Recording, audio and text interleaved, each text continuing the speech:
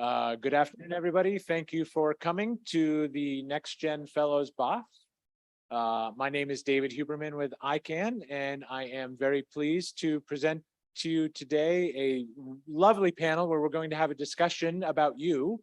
With me today is Joy Chan, the Deputy CEO of APNIC in Taiwan.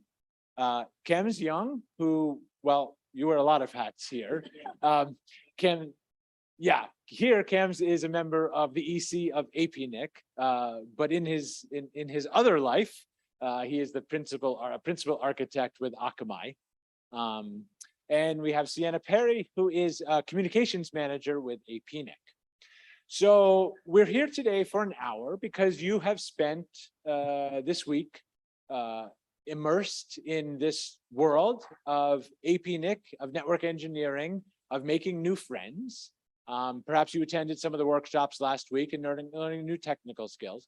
But as you embark on your careers, you're going to spend a lot of time worrying about, am I doing the right thing to build my network correctly? Am I coding it correctly? Am I architecting it correctly? Am I doing the right thing that my boss and my colleagues want me to do? And so you're going to work really hard on building your computer network. But the other thing you want to think about early in your career and all throughout is you also want to build your human network. Because in network engineering, it's not enough to just be good at building a computer network. It's also really important that you build a network of people, like all these people you see here who are talking to each other every hour of every day this week.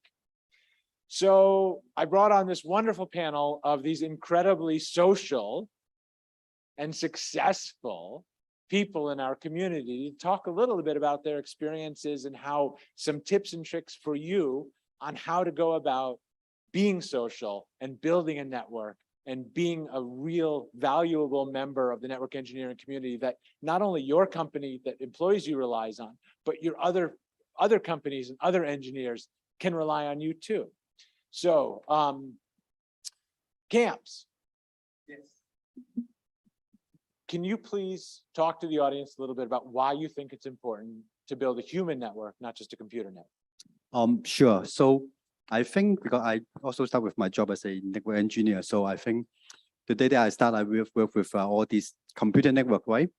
But then I start to realize that you build a network, it's just more like, of course, you provide service, you have external connections, right? But I think a lot of knowledge actually is more like food, like sharing the ideas, discussions, so that you can think of how do you build a better network. So from there, I think I start to attend a lot of conference like APNIC, APICOT, and then from there, you realize that you actually need to find a way to know more people because there's actually many different ways to build network. And but for the human networking, I think it's a way that you can share your idea, you can actually seek for help. So it gives you a broader mindset, a broader idea on how you can build a better network. Because I think at the end of the day, everyone is have to interconnect each other. We build network based on some standard common protocols, but every networks are different. And so the way that you have to learn to build a better computer network is actually through human network. Because you could, let's say, attend a conference, you see someone have a presentation, and then you have to think about, oh, how I do that, or maybe I can do things in a different way. And how to do that is you have to talk with people to learn from the experience. And so you have to start with like talking with people because you just something that you can't just learn from just looking at slides or reading a book. So there's a lot of things that is actually better to get from a conversation rather than like reading a book. So like, let's say if you have to understand a particular country, how their network set up. So this kind of thing is, you can only get it when you talk to the local people. There's no book teaching you how I build a network in Japan. But if you talk to a Japanese, they will tell you that, oh, Japan have this SOAP transit provider, this IX, these data centers. So I think from a network perspective of a network builder, So you need to have this kind of knowledge that you gain through human network, and then to build a actual computer network. So I think this is why human network is important, I would say. Yeah. Joy? Yes, after camps, I think what I want to say is that I don't know if I am really very social and successful in networking, but I tell you, I really enjoy talking with people, meeting new people, and going to events, and just be happy with it. Because I think that one of the things about the human nature is that we like to talk to people. Online, offline, I think it's the same nature. We don't really want to put ourselves in a shoebox. So the different opportunities that we can get, I'll just try to get every possible opportunity to go out. APNIC conference is one of the things, but even years ago when I started my work, I was like a network engineer. And a network engineer doesn't really go out because you do everything pretty much you can do on your desk with your computer. But that's not fun. When I started to understanding when I needed to, like Cam says, you needed to do networking, like physical network with other countries, with other affiliations, you start realize it's not just the numbers that make sense. You needed to talk to people to make sure that your routing is correct, to make sure that the different kind of the work that you are configure, you needed to confirm, you needed to validate. And by talking, it just saves so much time. Then writing emails and make sure that you do this right, you do that right. A simple phone call just solves everything. So to expand on that, I realized that why don't we make friends? And you know that there's always things in common when you are talking to people. It's just not the work itself, the project that you are on, or the problem you're trying to solve that makes it important. I think it's the nature that we needed to talk to people to make sure that we have that confirmation. We are sitting on the same page, that we talk and we enjoy. And coming to events, I think that not be shy, expand ourselves to proactively engage on people, and to be introduced yourself, to be introduced by other people, that just expand the network, much, much more than what I wanted to do. And I felt like, wow, this is really something that occasions like this event makes us to be very happy, to enjoy, and I think especially like APNIC has so many different social events other than the technical part, other than the session itself. So it's a human nature coming back to who you really are, who you're trying to get people to know you and knowing people. That's important. So building off something you said, you talked about how it really saves just a lot of time to just pick up the phone and call. Sienna, you and I had a conversation earlier today about that. Sienna and I have worked on this BA for I think like 4 or 5 years now. Tell them about how we shortcut all of it by just talking. Yes. So we have worked on a number of these sessions and we've only met in person. This could be the second, maybe the third time. Obviously there was the pandemic in the middle. But the thing I love about working with David is when we connect, we seem to be able to move through all of the pretense and the artificialness super quickly. And we were talking about why that was and what a benefit there was. And I think that's because really quickly we found out that we had a very similar objective, and even though sometimes we want to get there in a different way, we have a lot of respect for each other, and we actively listen to each other and then collaborate to get to the same point. And I think another way that we've built like a super quick trust really quickly was that we both follow each other on Facebook. So we have this amazing insight into each other's lives, they're each other's real selves. And so there's a real respect on a human and appreciation on a human level as well. And, we have now gotten into a stage where we're asking really personal, sharing really personal, vulnerable things about ourselves, and feel very much that it's a trusted, safe space, which I think is, I'm so grateful for. And it has meant, from a purely work point of view, the way that we're able to get to a great place, a decision, solve problems is lightning quick. We're working in different time zones, but I honestly swear it takes 2 days of 5 emails. And we're like, sorted, let's do it, and it's a real joy. And that is because we've come to each other with curiosity and respect and openness, and built a relationship that makes everything online so much easier. So, I mean, Sienna brings up an interesting point about social media. There are a lot of reasons you may have to not want to use social media or prefer a platform or not prefer a platform. One of the things that's really struck me in the last, I don't know, 13 or 14 years in this industry is how many network engineers do use it. I feel like I can't disconnect from some of the social media platforms because too many of the people that I want to work with who I don't live anywhere near, I don't live in the same country, or we live in the same country, but we're really far apart and we don't see each other.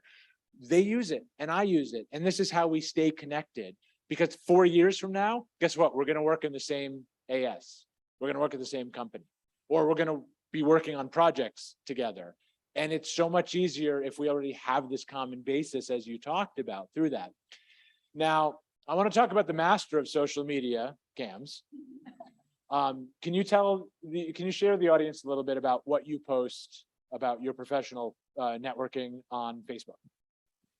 So for me, if you follow me on my Facebook, so I have a lot of, most of my posts are actually more like friends gathering, because I do treasure that and I want to share that. But before that, you have to know the person, right? So once you make a contact, I think you can, for me, I would also usually prefer a gathering or this conversation over a coffee, a breakfast, lunch, dinner, wherever it is. So so if you look at my Facebook, I post a lot of social gathering because I do really enjoy those. But for you to start with this conversation, you need to make a contact, I think, because so this is like, I think it's also like kind of like the start of building the human network, because after you meet a person at a conference, it's maybe like your first time to meet them, and you just say, oh, hi, and then you introduce yourself, and then you exchange business card maybe. But I think you can actually go a bit further. So like you exchange, like depending on platform that you use, like WhatsApp, Signal, Telegram, wherever. So, and then you start to exchange about like this kind of context. So then you start with, oh, maybe you take a selfie with him, and then you start to share with photos, and then start slowly, you make a relationship. And then from there, you start to like, oh, maybe, oh, since you're traveling to Singapore and I'm now based in here, maybe you can have a breakfast, something like that. So from there, you can start to have more deeper conversation. I know that in a conversation like this, you have a lot of like hi and bye fans like me, but you have to stay, if you want to stay contact with them, you have to at least exchange contacts, and then like have some follow-up conversation. Of course, it could be stuff from maybe business or some common topics. And then later, if you got a chance to meet them again, you can like easier to start a dialogue. I think this is how I build up my social network from there. Yeah. Now, then there's the opposite approach. Joy, our friend, doesn't use social media at all. I don't think we're even like friends on LinkedIn or anything. And, you know, I consider Joy someone I value very, very much, your friendship. Talk to us a little bit about the way you further your social interactions, the way you build your networks without using social networks. Okay. Well, you know, if you, well, first I have to admit that I am a follower to Kim. So I understand where he goes for lunch, dinner, gatherings, and so on and so forth. I'm just so-called kind of like under the water. I watch people. I don't post a lot. So people think that I don't use it, but actually I do. And I tell you what, Dave, after today, if you are my social media, like Facebook friends, you're going to see I will make a declaration to tell you that I am going to be restarting that. And simply because I realize conferences like this and other social networking that one just need it. We just can't live without it. And I don't know what's really the reason that I haven't been very active on that. But it's just I guess it's a, you know, one might say.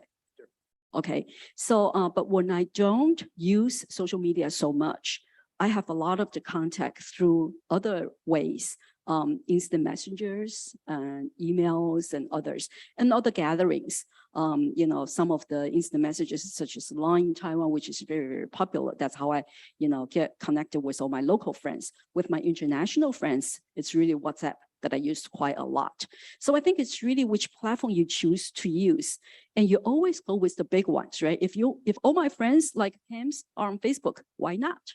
And I'll definitely connect to some of you if you are interested to be my Facebook friends. Okay. And I also think that one of the things is that there's just different time in your life that you have different concentration. And that's where you choose to be on or not to be very active. And it's really a matter of your choice. But in order to enlarge or expand your horizon, I think you just needed to, think that very clearly and take that action. And that's my declaration for today. So that leads into a really interesting thing that Sienna is building. Sienna, can you tell us a little bit about what you're building for next generation? I'm so glad you asked, David. What a surprise. I never knew this was coming. We absolutely recognize that social media is really important to help the community connect. But at APNIC a couple of years ago, we realized there was an opportunity to provide a platform for the community to share information and connect, not to take over from any other source, but to also integrate the long history and legacy of mailing lists where decisions and discussions have been made about the internet in the Asia Pacific for 20 plus years. And we did a lot of research and consultation about what we were going to try and provide to the community. And we are launching, in fact, in a very short couple of minutes, the MVP, so the minimum viable product of a thing called Orbit. And Orbit is an evolution of the APNIC mailing lists. We have included some functionality of social media. It's no longer just an email-based version for mailing lists. There's also a web version. And the kind of focus that we've had is to not just have people sharing information, but being able to help people connect to other people, and then also connect people to topics that are adjacent to what they're currently looking at, to try and expose people to more discussions in their community. So I won't go into too much detail. Please do join the session directly after this if you're interested. It's something that we can adapt and customize on behalf of the community. So your feedback is really, really important. But the best thing that you can do is go onto the APNIC website, look under the menu of participate, and right there it says Orbit, or it's orbit.apnic.net. And there's really easy ways of sharing information. But our intention is really to provide a really good place. It's secure and privacy is assured. We have a good archive of all of the discussions for the Asia Pacific community by the Asia Pacific community, and go on there and share and have a look around and post and get involved. Thank you. So I want to switch gears a little bit. Cams and I worked together 22 years ago. We were a bit younger then, 22 years younger, but it feels like a lot more than 22 years. Cams and I worked together 22 years ago when we were relatively new in the industry.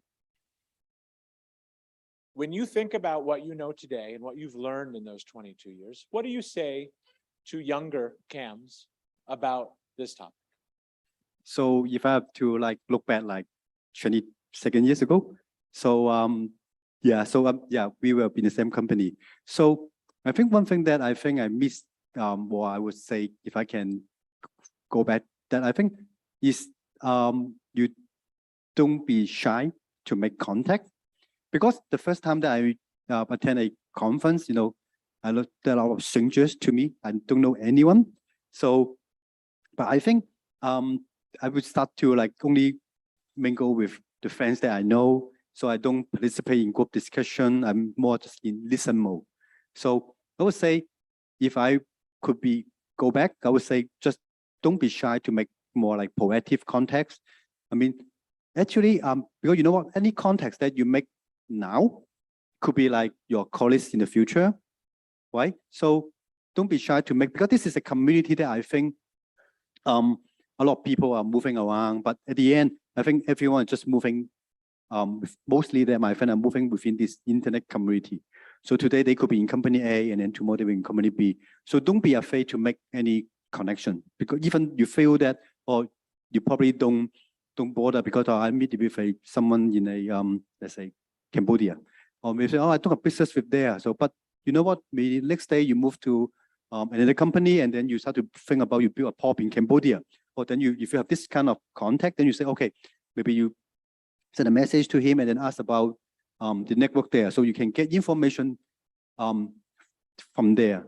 So I would say, don't be shy to ask, to make contacts, and even you think maybe irrelevant today, but even like the policy makers, yeah, you know. So I think because over this like 20 years of my career, I don't change job often, but my job will change a little bit, start to evolve a little bit. And then, so every time I attend the conference, I still feel kind of a lot of new things to learn. Yeah, through like new contexts. Yeah.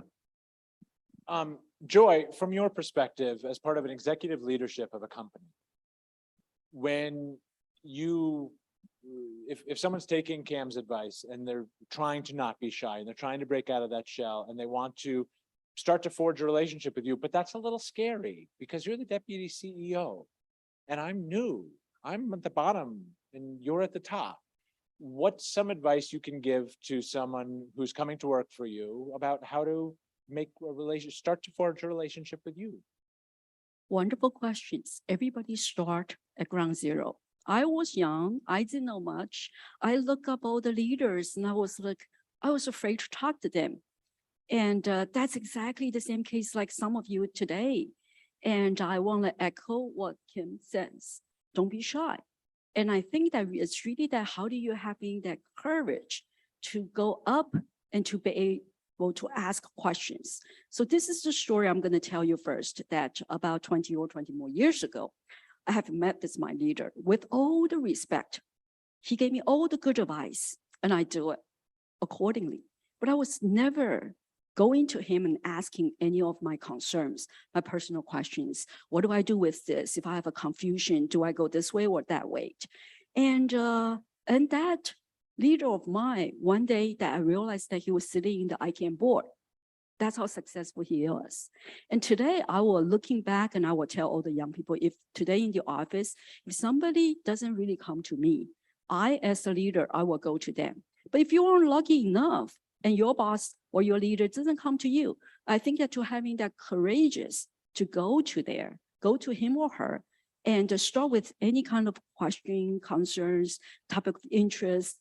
You know, it's interesting that I think everybody is very conservative in a way, and we rely too much on messaging each other, email each other. We don't have the personal contact. So I think that if you reach that one step, whether that's a small step or big step, I think that your partner, whether that's a leader or somebody who's going to take a bigger step to welcome that. So today in my office, if anybody passing my door, I will call them and say, stop, come and talk to me. Okay. And just setting up some of those one-on-ones, you know, casual talk. Doesn't have to be a very serious project or a task that we are working on. Be able to encourage them to have the talk and to let them understand that I'm here for you. Because I don't know what else that we are doing as management in the office. I think managing has two big jobs. One of them is people. That when they have any issues, or even if there's no issues, I think that just give us some up, just give some encouragement and acknowledge. I think that's good. So having that understanding, be able to go and take that one small step, I think it's one thing that you need to do. And if your manager doesn't really do that, and they feel like, oh, you know, it's really something that I'm afraid. I think nowadays more and more offices having a lot of the social events, you know, picnics and karaoke's in a lot of the Oriental countries. I think go there and be brave and just take that one step, talk to people. And I think you're gonna get a big, big positive feedback on that. In my company, in my company's culture or in my country's culture, it's very common to eat lunch at your desk. You work all morning and then you want to take a break because you want sustenance, you need sustenance, or you just want the break, but you don't actually get up at your desk. You eat there, you know, maybe you're browsing something and then you resume working again. And I remember when our CEO started yelling at us about that and said, okay, I don't want you eating at your desks anymore. I want you to go into the lunchroom. because I want you to talk to other people. And I want you to take some time away from the computer and actually be with other people that we work with, because it's really important in his culture, and he wants it to be part of our company culture. And I always, really appreciated that. So I want to talk about one more topic, but I do want to let you know, we have these wonderful panelists here. And if you have any questions, you are absolutely welcome to get up the microphone and let's talk. And while you're thinking about that, I do want to cover one more topic. And it's open for all of you. When I'm breaking out of my shell and I'm starting to make some friends and I'm starting to have some lunches or some breakfasts, or I'm just getting up out of my desk and we're talking in the office together, what do I do when someone starts talking to me about something that I'm not comfortable with? Maybe it's not really about work. Maybe it's about a sensitive topic that I'm not comfortable discussing in the office, or I'm not discussing with you. And look, I'm breaking out of my shell to talk to you. And now all of a sudden you're talking about something maybe I'm not comfortable with. What advice would you have for someone who finds themselves in that situation and isn't sure what to do? So I think I just start with some simple response, because you don't want to get into a heat conversation. I mean, because if you're talking about like sensitive topic like politics, religion, or whatever. So I think the first thing is you just need to be like calm down yourself, because it could be like something like personal, and then don't let that emotion to impact your behavior. I mean, you could have, of course, we are being human, right? You could be unpleasant, but just try to make sure that you can calm down. And then you can slowly saying that we better not, I mean, trying to let the other people understand that you would not be in a good time to talk about this topic. And then I think you could just try to avoid and then shifting to other topics. I think at the end of the day, you need to, express your standpoint, but also need to be in a good environment. Yeah, you could be, of course, everyone have your own standpoint, it could be different. But you just need to make sure that you are in a good environment so that you can express yourself. If not, you just try to avoid, and then so that the other people will also understand that, and then with respect, I think then you could probably talk about this maybe at a later time, or just trying to talk to him that you are not want to talk about this topic, etc. Yeah. If I may add, I think there's two things that we're talking about when situations like this. One is the content itself. It's the message, the things that you feel uncomfortable to talk about. You think that it's a little sensitive, controversial. Okay. The other thing is that the way you talk about it, the attitude you take. For example, if there's something that people raise, it's an issue. I know I'm not comfortable to talk about it for whatever the reason. So I don't want to talk about it, but how do I present it the way that I don't want to talk about it? I still respect you as a coworker, as a professional, or as a friend. So the topic I don't want to talk about it doesn't mean that I and you cannot be friends.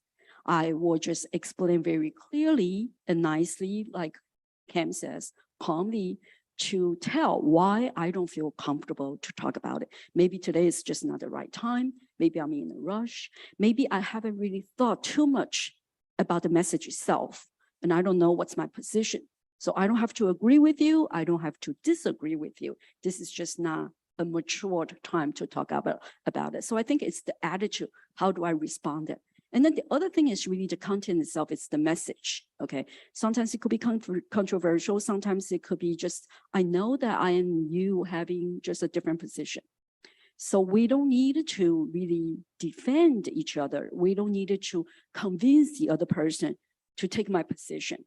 So this is just not a good topic to talk about it. How do you turn the situation around? How do you message this so that it's not going to be a problem between you two? Because I mean, we can have so many different things that we don't have to agree on everything. But that doesn't make any sense for us not to be friends, especially professional at the workforce. I think that we needed to really handle that carefully. but not hurting each other, not hurting the other person, but not hurting ourselves. And we don't have to force ourselves to agree or disagree for the different things. Thank you. I really agree with what you're saying. And I think it's important to acknowledge that in all workplaces, it's important to have boundaries. And there are some boundaries which are policy of the organization. And then there's your personal boundaries. And it's really about what you feel comfortable or uncomfortable with. And that could be words, it could be actions, whatnot. You know, if you're ever in that situation, it's good to take some time away, as you said, and then think about your personal boundaries. And a piece of advice that I think is really spectacular is if you politely put up a boundary and someone doesn't respect it and you tell them they haven't respected it and they get angry at you or grumpy, that's not your problem, it's theirs. You can hold a boundary, and if they don't like it, that's not your fault. Great. So I hope you found some of that useful. I hope you found some of that interesting. I hope that helps you as you build your careers. If you have any questions, this is a great time. Yes.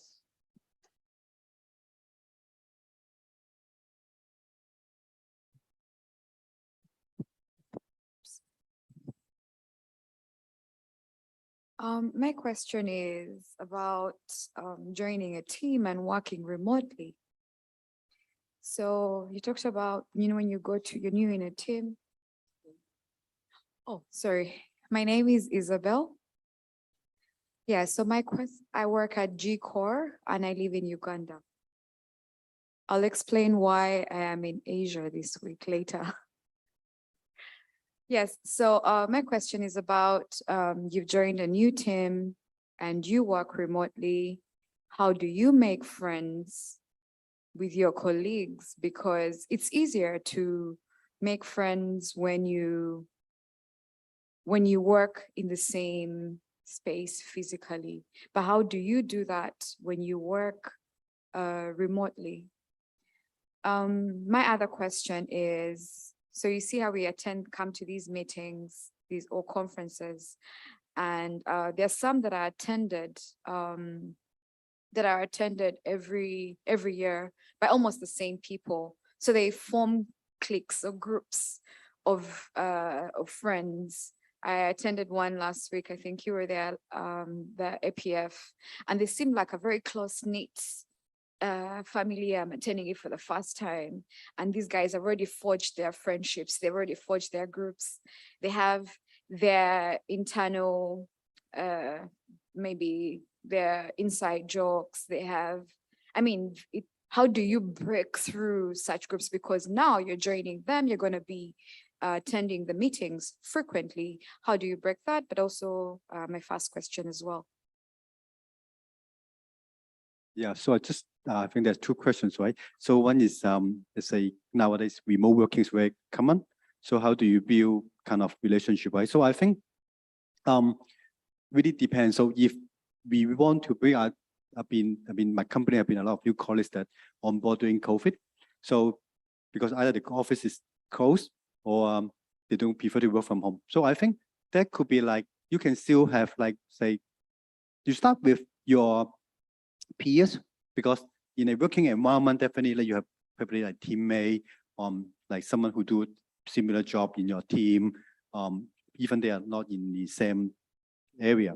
So this is something that you start with, like, because you could have more common topics, at least work-wise, and then you start to ask them about like start from there. You start to understand about the company culture. So I think you have to start to find someone that is more in a trusted contact that you could start to discuss with them about, and then you start to more understanding about the company culture. Because a newcomer, I think the difficult part is understand culture instead of like the technical jobs that, right? So so I think you have to try to find a like a peers that you kind of trusted, you have a confident, maybe like a sort of a mentor, and then start from there. You start to understand the company culture, and because some people they would prefer to meet up actually maybe coffee. Some don't go to office, but I think it shouldn't stop you from if you're in the same city. I think it shouldn't stop you from, let's say, having a lunch outside office, for example. If those are like really remote, you have to work with other people. I think you could have like, I think start with like one-on-one conversation.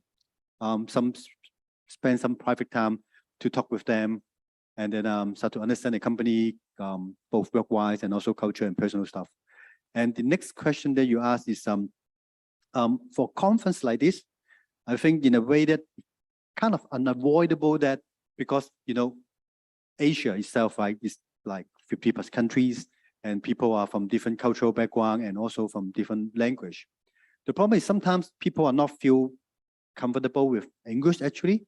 If you're aware of that, let's say, that's why you see that like Japanese go with Japanese, Korean go with Korean, Thailand go with Thailand. This kind of group, this is actually kind of normal, I would say, because the problem is not they don't want to talk with you. It could be like a language barrier. They don't feel their English language is comfortable to have a conversation with you. Not because they don't like to talk to you. Yeah, so you understand what I mean, right? So in Asia, it's a diverse culture. In this way, I think the way that you have to like, you're just trying to get a gut feeling on their openness, because if you talk like a few sentences, you know that about their communication level that you can carry on a conversation, right? So if you think that the people are not comfortable because of the language or just because of they are shy, I think you just don't force them.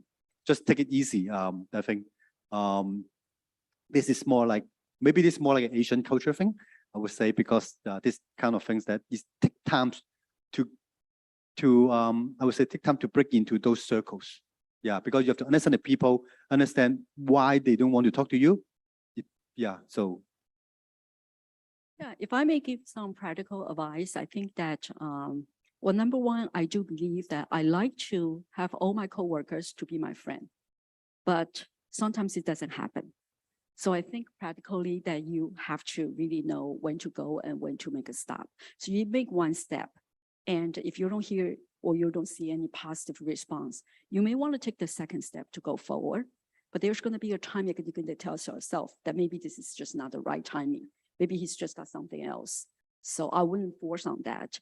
But I also think that to be creative, sometimes we will invite people for lunch, for dinner, or when we're talking about in a remote working space, whether that's in the same city or it's in different city, I think it's going to go different. If it's in the same city, I think a cup of coffee, sometimes off work, is going to work. But if you're in the different cities, I love some of the socials that we do here, you know, remotely, we can both have a drink and talk about something casual and talk about something that's different, that's not so heavy like work. So that's something I would think that, you know, it's worth to try. Just real quick, I did want to respond to your first question about building friendships remotely, because like everybody else, I've had to do that the last 3 years. And one of the things I found that really worked for me was when you and I would get on a call or on an email for the first time, and we don't know each other, we're working together at our company for the first time. Okay, we talk about work, we talk about our agenda, whatever it is we're discussing. And then the second time, if we have time, if I sense there's time, I'm going to actually work at asking you something not about our agenda. Maybe it's something about where you live. Maybe it's about what your background is a little bit. Hey, Isabel, we're just getting to know each other. You know, where did you used to work before you worked at, you know, our company? And I take just a little bit of time before or at the end of a call, if it's appropriate, to ask that question. And then the next call, we actually wind up spending 5 or 10 minutes talking about something, and then we go into our agenda. And I found that's been really a really effective way of making some friends with my coworkers who I've never met. So, I'd just like to add very briefly, 99% of my relationships are sending memes. So try that too. okay, lots of other questions. Please step up. Hello, I'm Shraddha. I am from the Youth Special Interest Group of ISOC. I'm a board member at the chapter. So my question was regarding building relations and connections with seniors who you've looked up to in the community for quite a while. And then in conferences like these, you actually run into them. So the first time you see them, you're surprised, you turn and walk away because you don't want to embarrass yourself. Second time you see them, you actually want to say something smart because they're very intelligent and you want them to, you can't ask them, hey, what do you think of the weather? So for example, I met Joy in the restroom. I'm sure she doesn't remember, but it's imprinted in my brain. I met in the restroom. I was washing my hand and I said, hi. And she said, hello, very sweetly. And then I kept thinking, okay, think something smart or funny, smart or funny. And then she just washed her hands. She wiped them on a towel and then she left. So my question is, can you tell us some ways or some points of talking or some topic ideas that we can start with to break the ice with someone that you're senior and you look up to? Well, yeah, it's a great question. And thank you very much, Shraddha, I think, for asking. You know that there is this elevator talk that we have heard. So sometimes you have something that in your mind, or even if there's nothing in your mind, that when you see somebody, you feel like, I really want to talk to him or her. I think it's just having courage to say that, introduce yourself. Tell me who you are, or tell the person who you are, and then tell them that perhaps there's a reason that you want to know them. Perhaps there's an occasion that you have seen his talk, her speech, or her reading, her writing somewhere. Start with anything that could be as tiny, as small, as near nothing. But start saying that, because that one small step, you're going to hear that feedback. And I think a lot of I wouldn't say senior, but I think anybody here are making friends. It's just that the timing. It's that when I see a positive engage, I love to respond with even more passion, because that's really what we are here for. Thank you. Thank you.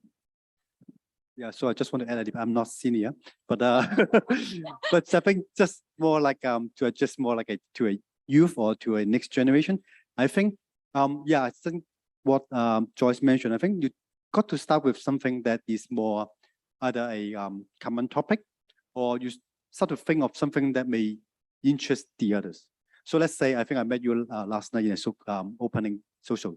So you're just like a Indian, right? So so I think you could start with like, oh, you're just nice, and then you start with like talking about like Indian jazz, or you talk about your last Indian trip. I mean, something that you think about the others can continue. Don't just talk about, I mean, you can talk about yourself, introduce, but just don't too focus on yourself. You think of something that the other may interest. Let's say I'm from Hong Kong and moved to Singapore. So a lot of people asking me, the first question is, Camps, how do you compare Hong Kong and Singapore, right? So you think of something that the other may interest, and then you start with that lead to topics, and then start from there, and then you talk about, okay, maybe some other things.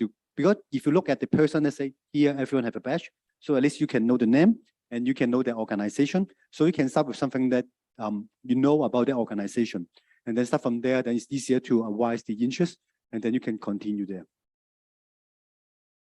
Thank you. Shraddha, you're great at making connections. But I just wanted to also say there's this funny secret. I'm not senior either, but I do know, you know, with senior people and people at any stage of life, we secretly all feel like we're 7 years old. We don't know what we're doing all the time. And I don't think you should ever be intimidated by someone. And I think there's really good advice that you go in open, curious, asking questions about them, showing curiosity, read social cues if it's not the right time. But I think everyone has the capacity to make great connections very easily. And you should never be afraid to be kind and reach out to people. Thank you. Hi, I'm Amina from Malaysia. My question is, I just graduated last year, started my first job for 1 year plus, and then got brain drain and I quit. So my background, I would say I'm privileged to be in the technical background, having so much potential and opportunities out there. But realistically, I'm like an in-between. I am not experienced enough for a certain job, and I am I feel like I don't fit into one job. When people ask me, what job do you want? I can't say what I want. I know my values and skills, but then it's hard to find a job that you feel that you're comfortable to be in. So being in the early career phase, what would be your advices to us? Thank you.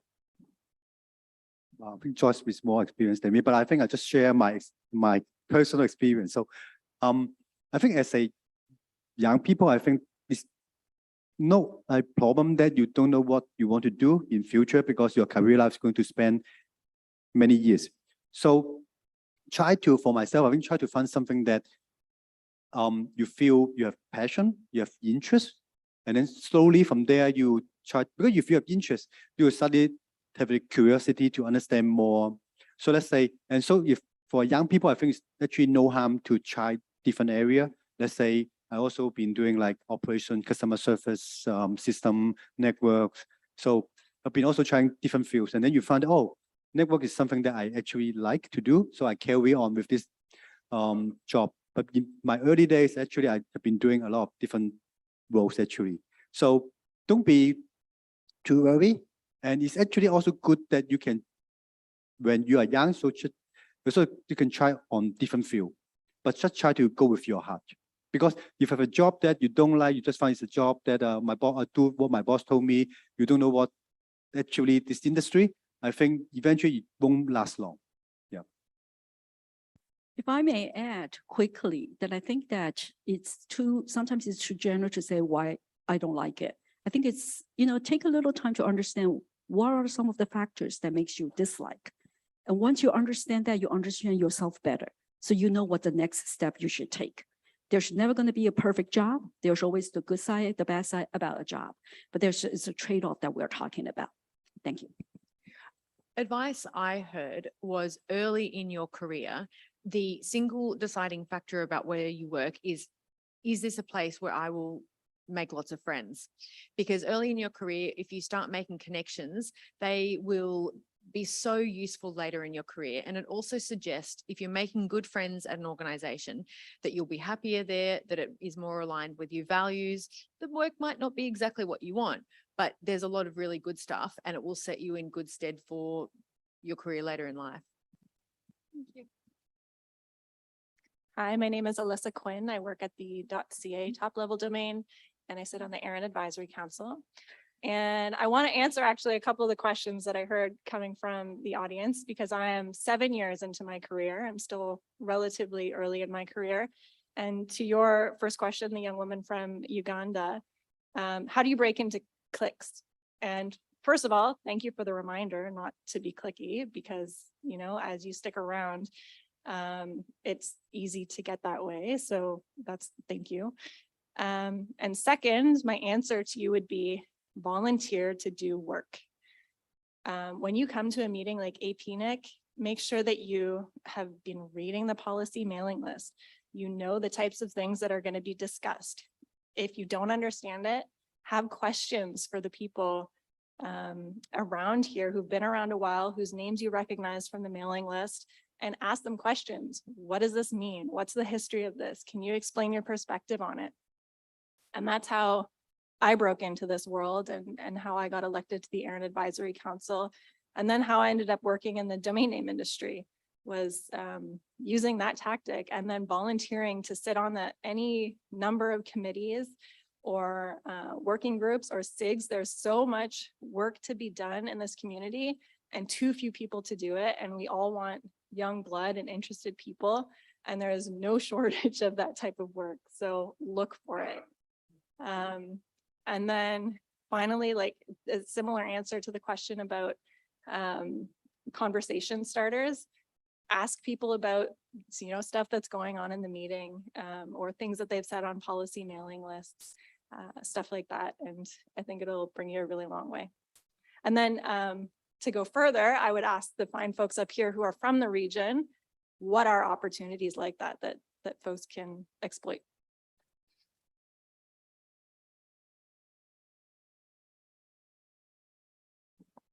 So I think first of all, I like echo your message that how do we dealing with all this relationship. I think in this industry, there's actually, as you mentioned, there's a lot of volunteer work that you can or community that you can participate. So you doesn't need to be very professional. So there is a lot of open discussion here. Like you may think, oh, I'm not a politics person, so I don't want to involve in policy, but it's actually not that complex. So when you want to involve, and then there's a lot of this is APNIC, right? So this is a lot of actually consists of a lot of regions. So on your local regions, on your local chapter, there are always a lot of local community because not everyone is traveling. So let's say when I was in Hong Kong, I involved in, let's say, HKNOC, and I'm now in Singapore, involved in SGNOC. So all these are like voluntary work. So these are all a lot of community that you can try to participate. Of course, there's a lot of many different organization, association. So I think you can start from there, and also food there, you can actually expand your network again. And then because if you look into like organizing a NOC, it's not only network engineer. On and off, we actually need marketing people because we organize event. We need people who is good in graphic design because organize an event, you need all these people. So by participating in the local community, I think it gives you a chance that you can actually not only know the people in your circle, but also trying to expand a little bit. Yeah. Yeah, opportunities are here and there, and sometimes they are in developing stage. So I think that be able to explore yourself and let people know that you are available in different ways, politely. I think that when that opportunity appears, they might think about you the first. Sorry. Hello, everyone. I'm Pure from Myanmar. I'm a APNIC fellow. I have some question about myself, and I'm seeking for the suggestion from the panelists regarding my problem. To be honest, I'm actually a shy person who not dare to speak to the senior events, to the friends. But after taking some time in the voluntary work, I do dare to speak it out. After that, when it is in the local, so I have many friends and could make many friends. But when I came to the international community, I feel shy again because of my English skill, let's say. And also I don't dare to speak to the senior as well. Right now, feel like I'm quite communicate well with some seniors and the friends, but when I have the conversation with the people, I feel like if I found someone in the group talk more than me, I feel I'm a bit quiet. So that has become my problem, and it was kind of a delay to share my idea and share my thought to others. And sometimes there's some time that I couldn't tell my ideas and thoughts. So that is the first one I'm seeking for the suggestion from the panelists. Yeah. Another one is that I would like to communicate with the people more effectively and engaging and sharing my personalities, and I would like to communicate with the people very sincerely.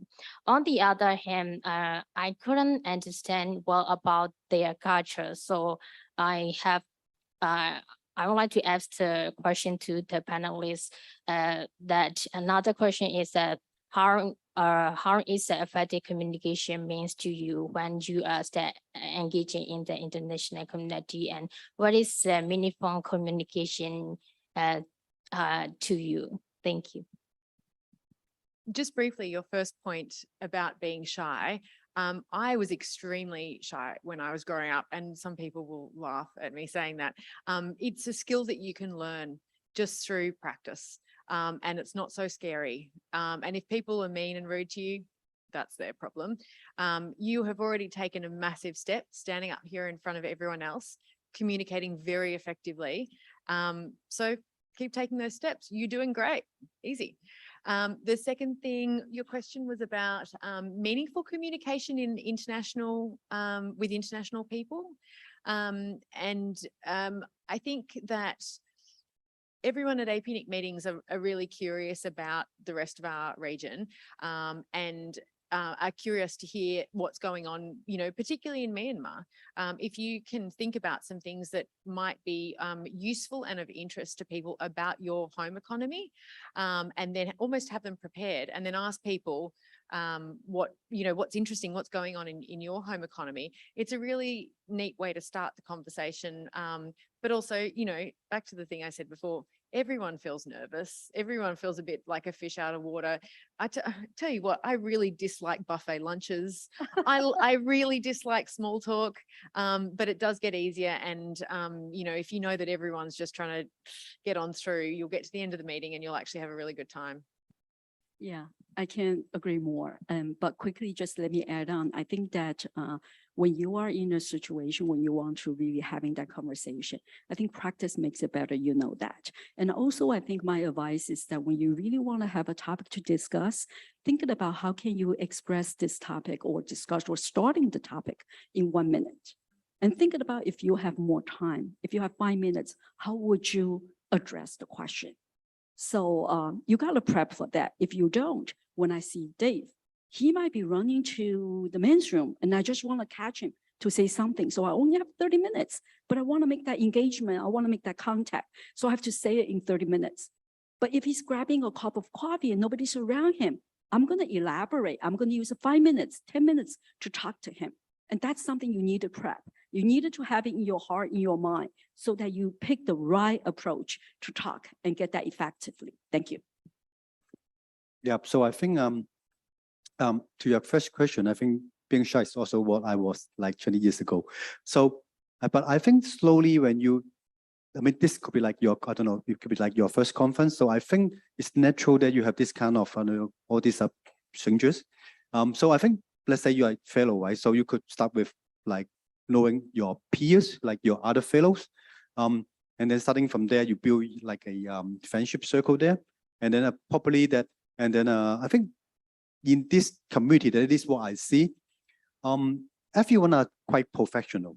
I mean, the senior people here. So you don't need to feel like nervous to talk to them because they're actually quite open. And then you can just actually, if you talk to me, I can talk any topics. So just don't be self-bound that you have to talk, have to think about a professional topic, something. Just talk with weather you can, or talk with food, something like that. Yeah. So the other questions that how to communicate effectively, I think nowadays there's a lot of online platform like Sienna is building one, and then you have WhatsApp, Skype, Telegram. I think depends on the other people. Then you find a common platform that you can carry on the communication. You don't need to like keep a long conversation. Like every time you meet a new person, you talk. You don't need to talk very, very long. You just need to make sure that, okay, now I know the person, we have a basic contact. And then from there, you can have follow-up. Let's say when you're back to Myanmar, and then you think about it, I want to know something more about that person. Then you can start with email or WhatsApp or any communication platform. Because I still prefer face-to-face, but given that the travel restriction, the COVID or like budget, some other factors, I think the communication shouldn't be stopped in like a face-to-face conference. So a lot of fans that here, I also see them like after 3 years so of COVID. So, but I feel that the connections are there because I'm not just talk to them during conference. I talk to them online and offline. So during these 3 years, I talk to different person about different things. So you keep the relationship in this way. Yeah. So then next time you see the person, I think you don't feel a bit of distance. Yeah. Okay. Sienna, Cams, Joy, thank you all so much. I hope, I thought it was a lot of fun. I hope you found it useful and interesting, and thank you so much for coming.